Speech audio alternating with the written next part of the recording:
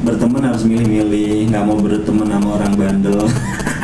Mau sama orang tukang mabuk atau apa gitu. Dunia entertainment itu kan dunia glamor, dunia yang sangat bertolak belakang dengan dunia sebelumnya. Statement kalau manajemen artis itu cenderung negatif juga. Yang ada kan yang ngejerumusin mungkin artisnya lah.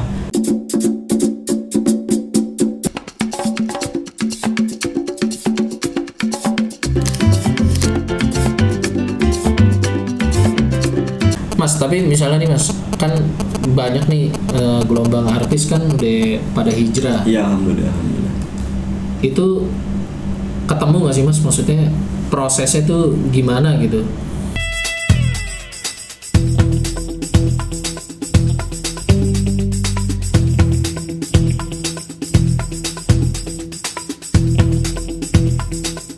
Karena kan apa? Karena kan ada yang kayak misalnya nih contoh ya, dengar satu ceramah terus dia resah gitu kan. Nah, artis-artis Mas Anas tuh ada nggak yang ngalamin sebuah proses yang mengejutkan gitu, tiba-tiba dia besoknya berhijrah? Oh, ada beberapa. Itu juga aneh, pribadi malah kayak kaget juga sih.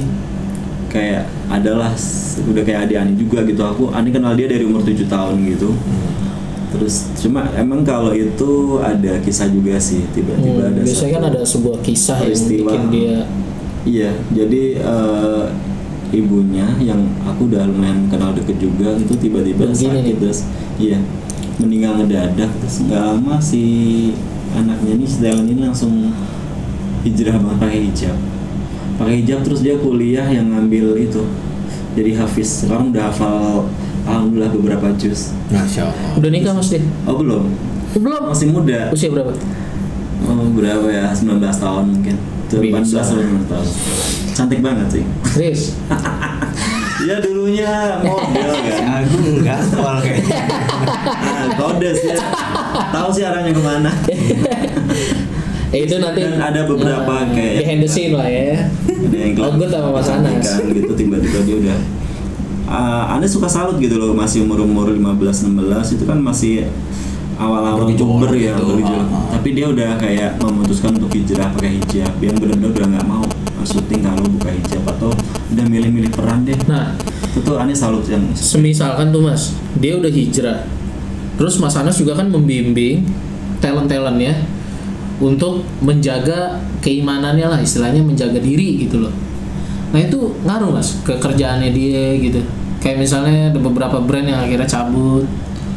Pasti ngaruh, dan itu sebenarnya kan dari awal dia udah tahu kan. Kalau Anda sih lebih kayak misal suka nanya sih, misalnya ada satu pekerjaan gitu. Atau gini deh, misalnya awal-awal pakai hijab tuh Anda suka nanya gitu, masih belajar atau memang udah komit. Wah, udah pakem lah misalnya. Kalau udah ini ya udah dari anehnya juga ketika misalnya mau ngasih pekerjaan juga udah kayak yang mau filter gitu kan. Berarti dari Mas Anasnya juga emang ngejaga banget ya bro. Menjaga. Kayak kerjaan, oh ini jangan yang ini nih. Ini dia udah hijrah gitu, jangan deh gitu. Iya benar. Oh ini luar biasa. Sosok kakak amanah juga kan itu. Sosok kakak ya, brother emang. Kan beda masih Pak Katiri tuh, Corleone.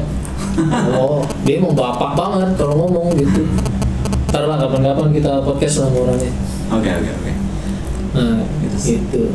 Berarti tetap dapat ya Mas jobnya. Tapi lebih banyak mana? Film atau iklan ketika dia udah berhijrah tuh. Kan banyak juga nih film-film tentang apa sih bro ya?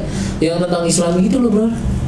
Ya, film-film banyak religi. Iya bertema religi gitu. Apa ada yang balik ke pilihan sih. Justru kayak Ade Ani yang tadi Ani bilang itu yang udah Ade Ani yang udah jadi menghafal Quran itu untuk syuting sinetron pun juga dia milih gitu. Maksudnya karena dia prioritas untuk kuliah dan menghafal Quran dia.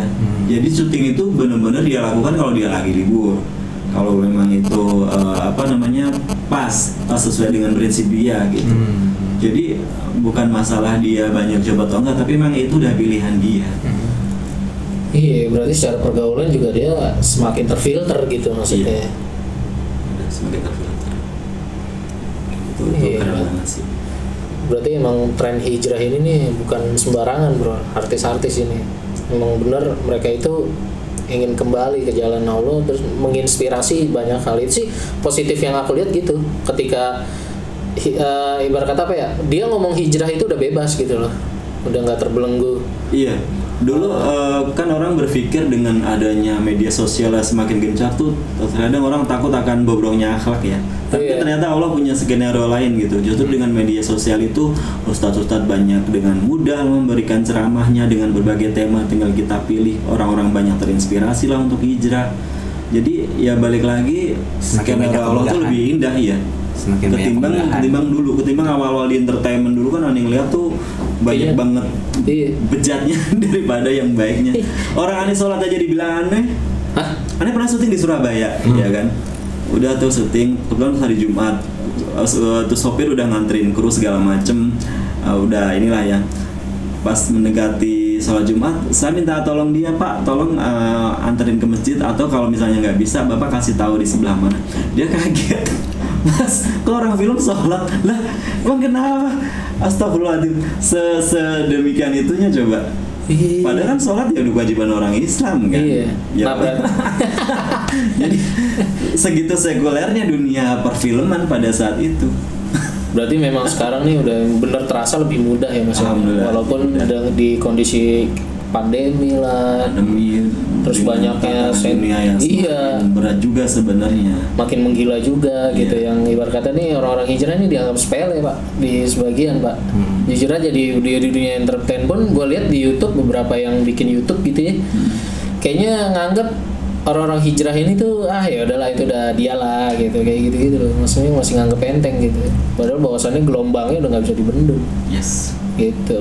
Ini sih yang aneh seneng bahwasannya masih ada gitu ya orang-orang di dunia perfilman yang peduli dengan keimanannya gitu. Iya. Perbaikan diri self developmentnya. Iya. Sekarang juga aneh lihat gitu. Banyak kejadian juga kan kalau boleh dibilang tuh entah itu artis, kru atau talent-talent biasa yang banyak yang tiba-tiba meninggal lah, sakit ini itu. Mungkin itu juga menjadi salah satu faktor kenapa mereka nggak cuma ngejar dunia gitu. Mereka juga harus aware bahwa ajal tuh nggak tahu datangnya kapan, ya kan.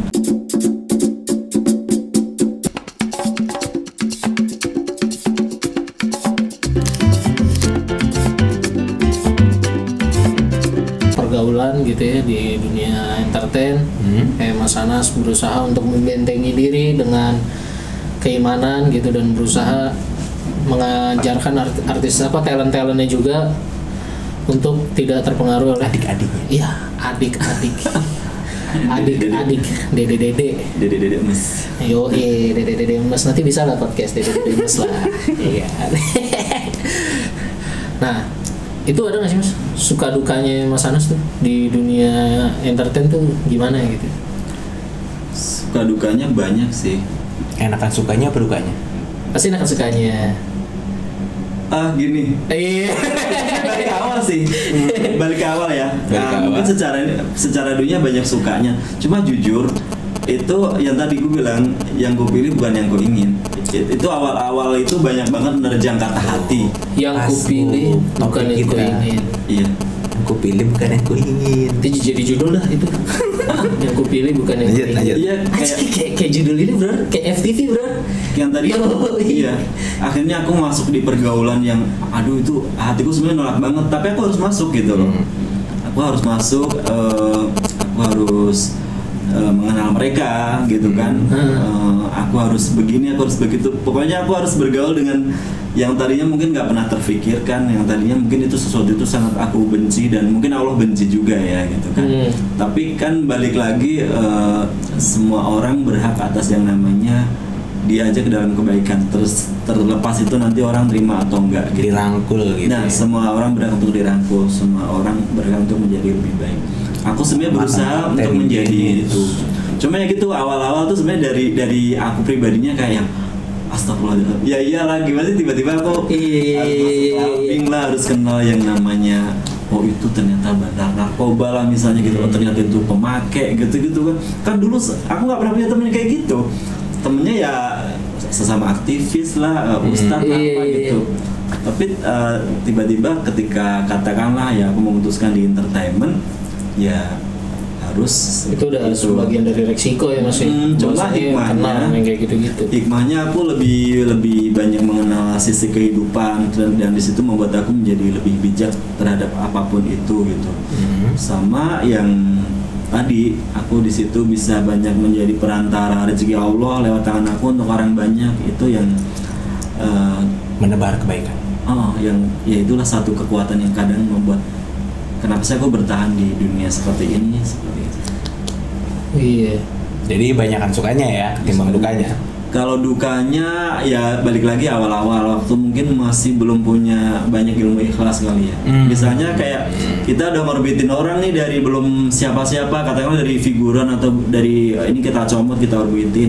Kira-kira udah punya banyak nama, dia diambil sama manajemen lain atau dia ibaratnya mengkhianati kita. Itu awal-awal sakit banget tuh. Sakit gitu. Di mana sakit itu? Sakit. Sakit tapi nggak berdarah. Iya. Aja. Cuma kesini-sini lebih kayak harus ikhlas, ya kan? Harus ikhlas karena tapi emang nggak ada ini Mas, udah diatur. Maksudnya kayak hitam di atas putihnya gitu ketika kan tadi dibilang aku orangnya nggak suka kontrak artis. Yang tadi aku bilang aku nggak mau apa sih, nggak mau mendahului Allah, nggak ada jaminan ketika aku kontrak tuh bakal ngetop istilahnya. Di sisi dia tuh di manajemen lain tuh ditawarin ini kali kontrak eksklusif lah istilahnya gitu. Ya mungkin, pokoknya mungkin ya mereka tergiur sama iming-iming yang di sono atau apa. Ya terkadang kayak gitu-gitu sih yang dulu membuat kita gede down gitu ya. Down sih nggak kayak gede, nggak ikhlas. Tapi kalau sekarang udah ikhlas insya Allah apapun itu. Bahwasannya itu udah biasa gitu di dunia itu. Kalau sekarang lebih kayak malah aku bersyukur sih pernah menjadi bagian dari karir dia gitu. Lewat saya dia jadi seperti ini. Walaupun sekarang akhirnya dia sama yang lain, tapi awal meniti karir kita yang membimbing, kita yang merangkul, kita yang support. Jadi ya udah ikhlas aja, insya Allah nanti Allah ganti dengan rezeki yang lain. Masya Allah. Kayak gitu. Tapi bahwasanya kan pasti ada Mas talent yang royal sama Mas Anas gitu kan. Ada yang tapi sedikit sih kayak. Balik lagi karena basically dunia entertainment tuh kayak dunia glamor dan dunia individual ya sebenarnya ya. Justru ya balik lagi kayak kenapa saya agak boleh dibilang sering kayak terkaget-kaget ya gitu. Kita mungkin banyak kenal orang kaya ya di situ, orang terkenal banyak duit lah gitu lah, banyak job gitu. Tapi justru terkadang kalau bicara setia kawan atau apa itu saya suka flashback ke kehidupan saya di dunia aktivis dulu gitu. Kalau sama teman-teman aktivis tuh dulu mungkin mereka bukan orang kaya ya, paling cuma buruh pabrik atau pedagang, tapi dulu kita selalu kompak. Kalau ada yang sakit kita patungan, kalau ada yang nikah kita patungan, kalau ada apa-apa pokoknya yang kayak gitu itu apa-apa tuh udah dijunjung ini gitu, junjung bareng kalau ada katakanlah satu ujian atau cobaan gitu. Tapi kalau di dunia entertainment ada sih yang baik, cuma kayaknya jarang, atau harus ada momen apa dulu gitu baru orang berbondong-bondong untuk bimbang gitu. Iya sih. Tapi kalau untuk ini sih aku agak ngebedain ya, rasa solidaritasnya tuh masih kerasa waktu aku di dunia dakwah, aktivis dakwah dulu gitu. Berarti hikmahnya juga Mas Anas lebih bisa ngelihat gitu mana orang yang bisa bener jalan bareng, mana yang enggak. Gitu ya Mas ya. Iya. Ya intinya di dunia entertainment tuh aku lebih banyak melihat sisi-sisi kehidupan yang beraneka warna yang dulunya belum pernah gue lihat gitu. Terakhir Mas Anas nih, hikmah apa yang Mas Anas sudah dapatkan selama 15 tahun menjalani dunia entertainment? Hikmah terbesar yang 15 tahun belum kali. Belum 15 tahun lah. Berapa? Mungkin 10-an lebih, tapi 15 belum. Kan dulu di bawah 15. Iya. Dulu kan sempat kerja yang lain juga. Ya hikmahnya itu sih ilmu sabar tadi sih. Dari hikmah terbesar yang Mas Anas yang terbesar dari seluruh perjalanan hidup Mas Anas. Dan Mas Anas syukuri sampai saat ini. Mas Anas, gue bersyukur nih gue ada di dunia ini. Gue dapetin entertainment kan? Iya. Ya itu yang pertama ya tadi kita banyak berguna. Ikhlas. Ya kita banyak berguna untuk orang lain tadi, khususnya di bidang rezeki ya, untuk hal rezeki gitu, lewat dari Allah lewat tangan kita untuk orang lain gitu, sama sabar. Sabar karena di ngadepin talent itu ngadepin berbagai macam sifat dan karakter. Dan yang pada akhirnya tadi ikhlas. Kita harus ikhlas dengan segala apa yang sudah kita lakukan, yang sudah kita berikan. Karena kalau nggak punya ikhlas tuh yang ada kan kita dendam ya.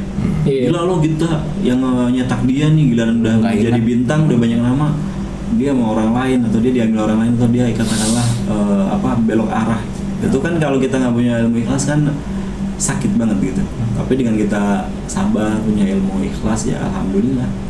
Jadi lebih kayak ya apapun itu kan Allah udah atur. Mungkin dulu dia harus menang sama kita, tapi mungkin pas sudah rada bisa berdiri dan berlari, mungkin dia harus berlari dengan yang lain. Gitu aja sih. Dibikin simpel aja. Luar biasa ya bro, kita dapat pelajaran dari kisahnya perjalanan Mas Anas nih bro. Dari kapten.